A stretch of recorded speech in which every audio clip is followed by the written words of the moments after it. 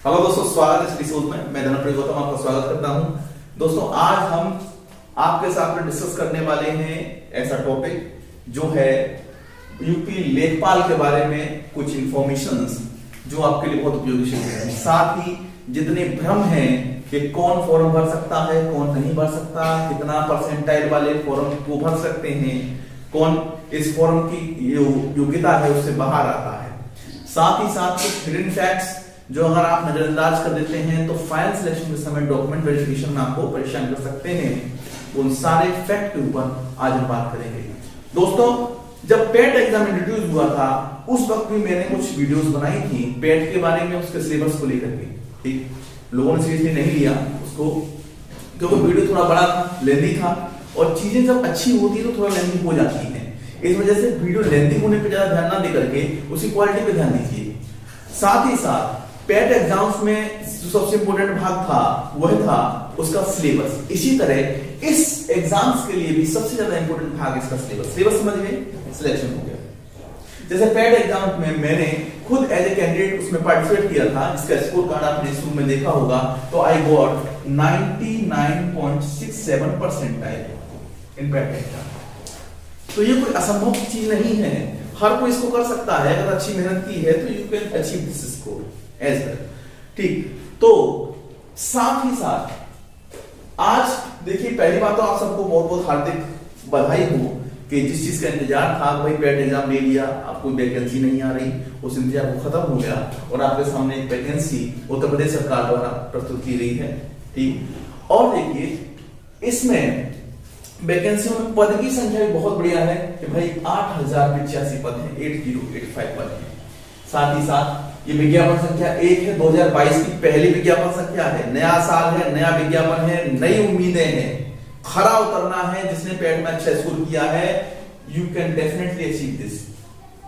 इतना बड़ा संख्या में भर्ती नहीं निकलती है। और साथ ही साथ अब तक देखिए किसी का कोई भी मत हो सकता है गवर्नमेंट के बारे में, अपना अपना व्यू है, पर अकॉर्डिंग टू माय व्यू कि जितना बड़ी बड़ी भर्तियां अब तक होती आई हैं जिसमें धांधली का जो परसेंटाइल है वो खुले स्तर पर मुझे तो देखने नहीं मिला है। हाँ, होता एक अलग बात है, लेकिन खुले स्तर पर नहीं है। बहुत सारे लड़कों का सिलेक्शन हुआ है जो मेरी पहचान में है, मेरे स्टूडेंट रहे हैं, जिससे अभी पुलिस में उनकी ज्वाइनिंग भी हो गई। ठीक है, तो उन लोगों का सिलेक्शन हुआ तो सिलेक्शन ईमानदारी से हुआ, किसी का कोई पैसा नहीं लगा। इसी का उम्मीद इसमें भी है कि आप मेरिट बेसिस पर सिलेक्शन ले सकते हैं।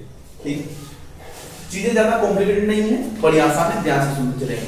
पहले पदों की संख्या देख लेते हैं कितनी पोस्ट निकली है। तो दोस्तों 8885 पद है। ठीक, जिसमें अगर आप जनरल कैंडिडेट हैं तो आपके लिए दोस्तों 3271 ऑप्शंस हैं। आपको इतनी गवर्नमेंट के द्वारा प्रदान किया गया है कि 3271 पद हैं। इतनी अपॉर्चुनिटीज हैं आपके लिए। अगर आप ईडब्ल्यूएस कैंडिडेट हैं, इकोनॉमिक बैकवर्ड क्लास, तो 7898 798 पद हैं। एससी कैंडिडेट्स के लिए 1690 1690 पद हैं। साथ ही एसटी कैंडिडेट के लिए 152 पद हैं। ओबीसी कैंडिडेट के लिए 2174 पद हैं। ये पदों की संख्या है। ये टेक्निकल चीज आपके लिए ज्यादा दिक्कत वाली नहीं है, आपको एक पद से मतलब होना चाहिए जो आपको मिलेगा। चलिए अब देखिए, बात कर लेते हैं कि भाई इसकी योग्यता क्या होगी। तो बड़ा ही स्पष्ट शब्दों में जो आप जाएंगे तो आयोग ने अपनी वेबसाइट पे एक नोटिस किया है। उस नोटिस में कहा है कि मेरे भाई देखो कि you have to qualify 12th exam, कि आप जो है 12th एग्जाम पास होने चाहिए। Board doesn't matter, state doesn't matter, matter is that you have to qualify 12th। ये है इसकी बेसिक योग्यता। क्या ट्रिपल सी चाहिए? भैया ट्रिपल सी नहीं चाहिए, बिल्कुल कट कर देते हैं, ट्रिपल सी नहीं चाहिए। सबसे बड़ा भ्रम कि सर पेट के बारे में आपका क्या कहना है? तो दोस्तों पेट के बारे में बड़ा ही स्पष्ट कहा है कि वह कैंडिडेट जो उपस्थित थे इस परीक्षा में, उपस्थित थे इस परीक्षा में, वो सभी कैंडिडेट इस फॉर्म को भरने के लिए एलिजिबल हैं। बोले सर ये क्या बात हुई, उपस्थित कैंडिडेट फॉर्म भरने के लिए एलिजिबल है? हाँ भैया, जितने कैंडिडेटों ने पेट एग्जाम दिया, आपका स्कोर कुछ भी हो सकता है, आप फॉर्म भर सकते हैं। बाद में आयोग एक कट ऑफ जारी करेगा और उसके बाद में योग्यता के आधार पर, योग्यता क्या है? पेट का स्कोर कार्ड। इस योग्यता के आधार पर कैंडिडेट को शॉर्टलिस्ट किया जाएगा। वह कैंडिडेट मुख्य परीक्षा देंगे, मुख्य परीक्षा देंगे। दोस्तों दरियादिली है आयोग की आपके प्रति, एटलीस्ट एक मौका तो है फॉर्म भरने का, फॉर्म तो भरिए, होगा बाद में शॉर्टलिस्ट करके किसको निकाला जाता है किसको नहीं निकाला जाता है, इन सब भ्रम में नहीं पड़ना है, साथ ही किसी महागुरु के चक्कर में भी नहीं पड़ना है। देखिए 15% इसका ये होगा होगा, सब कुछ नहीं करना है। हो सकता है कि भाई इस बार पेट में जितने कैंडिडेट एलिजिबल हुए थे उनमें जो इस वैकेंसी के हिसाब से जो 15 गुना पद लेने हैं, ठीक है, उन 15 गुना पद लेने के क्रम में आपका भी नंबर आ जाए। यदि आपका स्कोर 40% या 50% है तब भी कोई ज्यादा घबराइए नहीं, हो सकता है आपका नंबर इसमें आ जाए। एक लाइन ऑफ लेंथ तो है भाई, एक फॉर्म तो आप डाल सकते हैं, एक उम्मीद तो जिंदा रखिए दोस्तों। देखिए बहुत अच्छा काम किया है आयोग के द्वारा, सारे भ्रम खत्म करते हुए कि पेट में जो उपस्थित थे कोई भी कैंडिडेट वह फॉर्म भर सकता है, उसको ये एलिजिबिलिटी होगी कि आप आइए फॉर्म भरिए। दोस्तों कट ऑफ बाद में जारी होगी कि आप शॉर्टलिस्ट कैंडिडेट हैं या नहीं है, कोई भ्रम तो नहीं था, नहीं था। अब आगे आ जाओ कि दोस्तों भरना प्रारंभ कब से होगा पर, तो दोस्तों जो फॉर्म ऑनलाइन होने की तिथि है वो 7 जनवरी 2022 से लेकर 28 जनवरी 2022 तक फॉर्म भरा जाएगा। और यदि कोई त्रुटि रह जाती है, कोई संशोधन की अगर आवश्यकता होती है, आपने जो डॉक्यूमेंट अपलोड किए या फोटो अपलोड किया उसमें कोई अस्पष्टता है, इस स्थिति में यदि फॉर्म में कोई भी संशोधन की आवश्यकता है तो एक विकल्प खुला रहेगा, वह विकल्प आपका 4 फरवरी 2022 तक खुला रहेगा। मतलब अंतिम डेट निकलने के बाद भी आपको जो मिलने वाले हैं 3 और 4 7 दिन मिलने वाले हैं, कि 7 दिन में आप अपनी कोई भी त्रुटि हो जाती है या न जानबूझकर या अनजाने में आप उसको सही कर सकते हैं। Now I am talking about hidden fact, इसलिए वीडियो अंत तक देखना अत्यंत आवश्यक है। पहली बात उसमें लिखा हुआ है कि आप नवीनतम फोटो का इस्तेमाल करेंगे। क्या है नवीनतम? दोस्तों ये हिडन फैक्ट है, ध्यान रखना।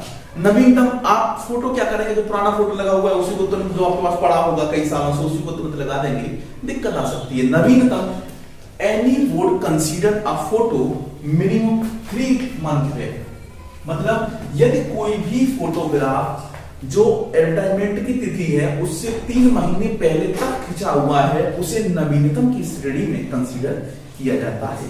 समझ में आया? तो इसको नवीनतम माना जाएगा जो 3 मंथ तक है। तो आप मेरा आपके लिए एक एडवाइस है कि आप सब लोग अपना नया फोटो खींच करके ही लगाएं। देखिए एक नई उम्मीद है तो क्यों ना नया फोटो खिंचवा लिया जाए, नया फोटो लगाया जाए, उसकी छह कॉपी रख ली जाए, क्योंकि हो सकता है या कई बार ऐसा हुआ है, कई बोर्ड्स ने ऐसा किया कि मांगा नवीनतम, आपने पुराना फोटो लगा दिया लेकिन डॉक्यूमेंट वेरिफिकेशन के टाइम पे आप उन साक्ष्यों को प्रस्तुत नहीं कर पाए, तो कई बार इसमें बड़ा कॉम्प्लिकेशन हो जाता है दुनिया भर का। इन कॉम्प्लिकेशन से बचने के लिए नवीनतम फोटो का इस्तेमाल करेंगे। दूसरा, फॉर्म भरने में जल्दबाजी नहीं करेंगे।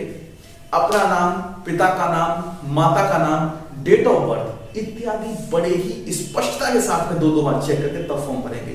कहीं भी एक भी त्रुटि हो जाती है तो दोस्तों करेंगे तो पानी फिर जाएगा लास्ट में जाकर के, ठीक है। किसी भी साइबर कैफे पे जाए, कहीं भी जाए, तसल्ली से फॉर्म भरें, जल्दबाजी बिल्कुल ना करें। ये इंस्ट्रक्शंस फॉर्म भरने के बारे में है।